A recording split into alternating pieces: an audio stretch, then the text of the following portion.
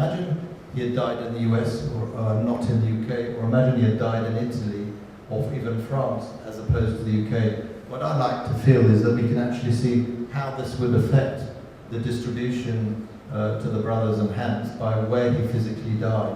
It's an estate tax, it's not an inheritance tax. So it doesn't matter that the heirs are all over the world. His worldwide estate is going to be subject to US estate tax. And after that, you can start distributing to the different brothers all over the world. I have also heard that there is a kind of double taxation treaties or an inheritance tax, and I guess that exists between all countries. Is that correct? I don't believe that there is with all countries an estate tax treaty. But that's unfair. I mean, I'm not a tax expert, but it cannot be unfair.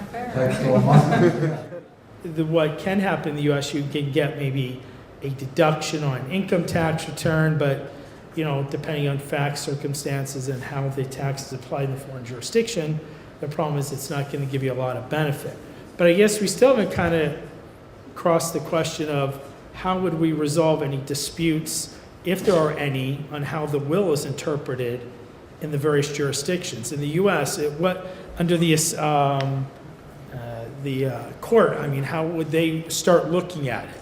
Inheritance tax is only a wish to have these treaties between a lot of countries. I guess there will be some treaties, for example, between US and Germany, but at the end we will suffer some double taxation. This is my experience. But that is unfair. Yeah, that is They really cannot do unfair, it. but this is the world we are living in.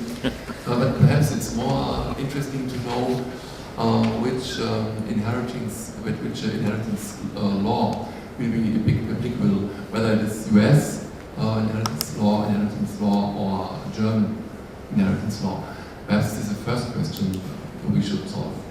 Have we also covered the aspect of succession treaties between the different jurisdictions? Because it's not as simple as that. It's also a problem of double taxation and succession treaties. So don't we also need to, maybe, Jack, look at some of the conventions, depending on where we are, to look at the overall estate duty issues?